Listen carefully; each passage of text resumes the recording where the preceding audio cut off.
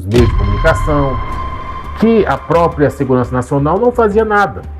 Então as informações estavam lá, as provas estavam lá, mas ninguém parecia se mover. E há muito tempo eu já venho trabalhando com informação, e muitas coisas que a gente via em notícias e informações que falavam a respeito de abuso, sequestro e desaparecimento de crianças, era como se alguma coisa realmente protegesse as pessoas que cometiam esses atos. Desde o começo eu percebi que situações como essa, que envolviam pessoas que eram conhecidas, sempre foram tratadas como teoria da conspiração. E o Rui Pedro? O Rui Pedro estava em um quarto, amarrado e sendo abusado por vários homens. Então você vê a bestialidade da situação. Entre os itens pessoais de Epstein, os documentos citam coleções macabras, animais empalhados, símbolos ocultos e uma conta bancária com o nome Baal, em referência a um deus infernal que exigia sacrifícios de crianças. Naquele período, a Polícia Federal prendeu um homem em Campo Grande, Mato Grosso do Sul, que no celular dele tinha 56 vídeos de estupro de bebês diferentes. E aqui, deputados, eu preciso dizer para os senhores o seguinte: um vídeo de abuso de criança pode custar entre R$1.000 e R$2.000. Se for bebê, pula para R$50.000. Seja muito bem-vindo ao canal Família Manaus Diniz, um canal católico voltado para pessoas católicas que defendem a fé, seus direitos e principalmente aquilo que a gente acredita, que é Cristo nosso Senhor. E a Sagrada Família, que é o nosso foco principal. E a gente, amigos do canal Manaus Diniz, já vai começar uma polêmica tremenda, que você já deve imaginar o que está acontecendo. Essas imagens que vocês estão vendo é desse caso Epstein, que muita gente tem comentado, inclusive um documentário maravilhoso que está sendo feito pelo Brasil Paralelo, com vários e vários detalhes. Mas por que eu quero falar sobre esse caso, amigos? Porque há muito tempo eu já venho trabalhando com informação, e muitas coisas que a gente via em notícias e informações que falavam a respeito de abuso, sequestro e desaparecimento de crianças, era como se alguma coisa realmente protegesse as pessoas que cometiam esses atos. Desde o começo eu percebi que situações como essa, que envolviam pessoas que eram conhecidas, sempre foram tratadas como teoria da conspiração, como se todo mundo que falasse sobre isso fosse louco. E isso, amigos do canal Manaus Diniz, acontece há muito tempo. Inclusive você pode ver esse caso de 2003, esse caso da Madeleine, que mobilizou todo Portugal. Os pais dessa criança saíram por um momento de lazer para um jantar e deixaram a garotinha de 3 anos de idade no hotel. E essa menina simplesmente desapareceu. Foi vista em outros lugares, apareceu fotos, vídeos dessa menina em outras localidades, mas o que parecia? Que os meios de comunicação, que a própria Segurança Nacional não fazia nada. Então as informações estavam lá, as provas estavam lá, mas ninguém parecia se mover em busca de uma solução ou em busca dos criminosos. E isso mobilizou todo o país, inclusive várias pessoas de outros países também fizeram essa busca, mas nunca mais essa garotinha foi vista. E agora, a gente vê nesse caso do Epstein, você vê, divulgaram várias imagens de crianças que estavam ali amarradas, que estavam sofrendo torturas. E você vê que não existia, não dá para dizer que existia porque o Epstein morreu e acabou, não. Com certeza existe uma rede ainda ativa de pessoas que vivem buscando esse tipo de prática. Outro caso também que é chocante, espectador, é o caso do menino Rui Pedro. Esse caso, inclusive, eu fiz em um canal antigo que eu tinha, que falava sobre temas assim um pouco mais controversos. E esse caso do menino Rui Pedro foi um dos que me chamou mais atenção, não só pela crueldade do ato, mas também pela negligência das autoridades quanto a esse caso.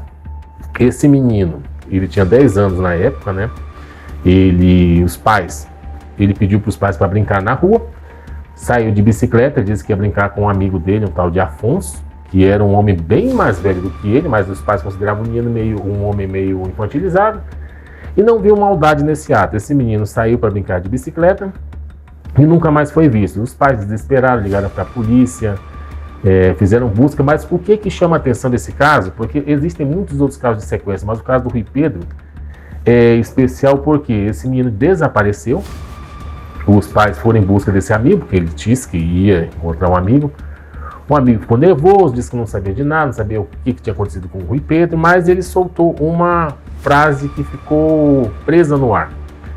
Ele disse, olha, não sei o que aconteceu com o Rui Pedro, mas falou para as autoridades, fechem todas as fronteiras.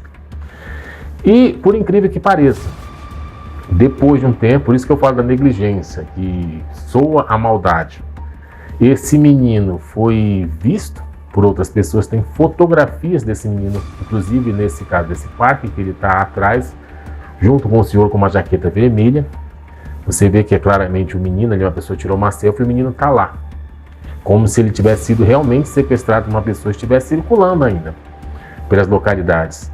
Esse Afonso foi interrogado, mas disse não saber de nada, que ele não tinha culpa, que ele era inocente, que estava sendo incriminado injustamente.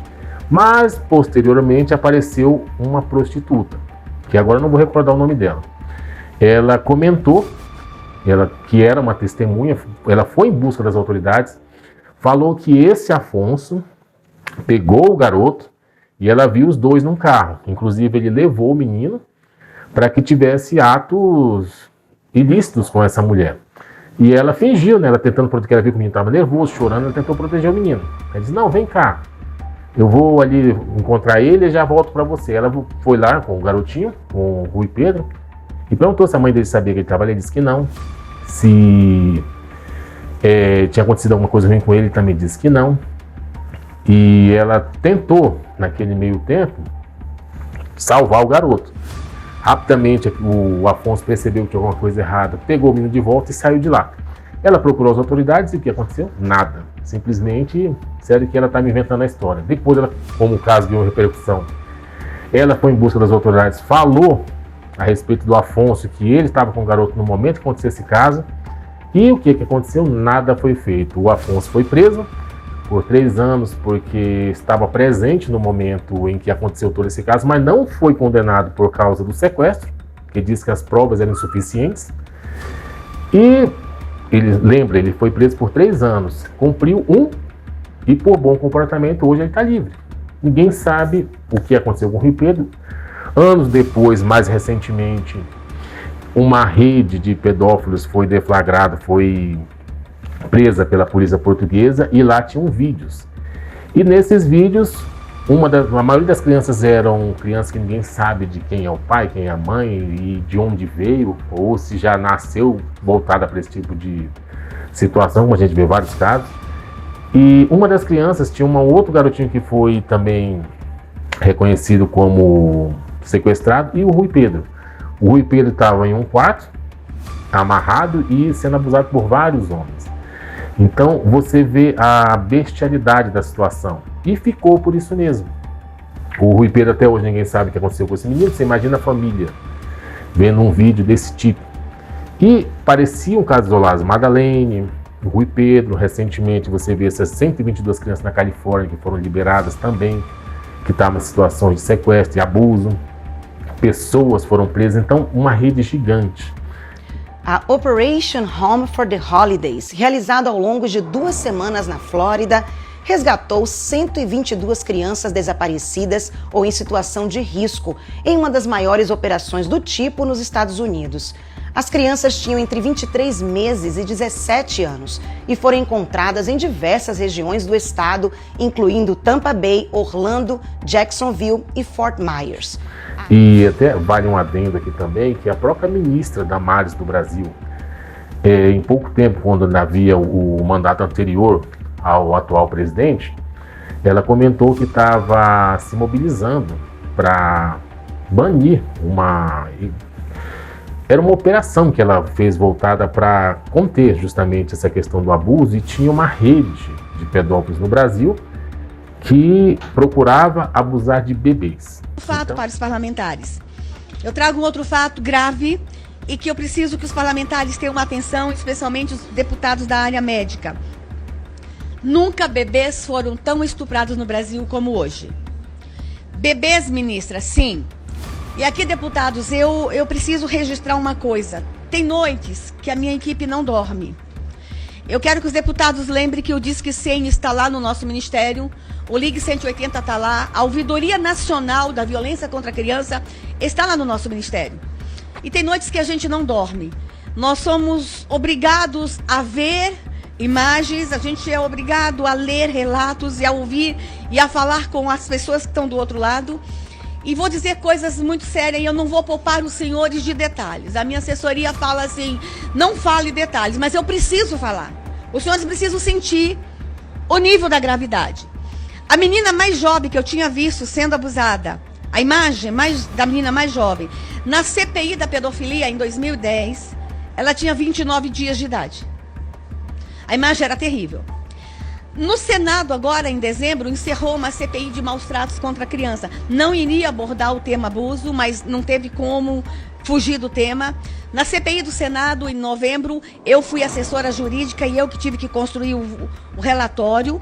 E digo para os senhores que eu vi uma imagem e eu achei que era o meu recorde de uma...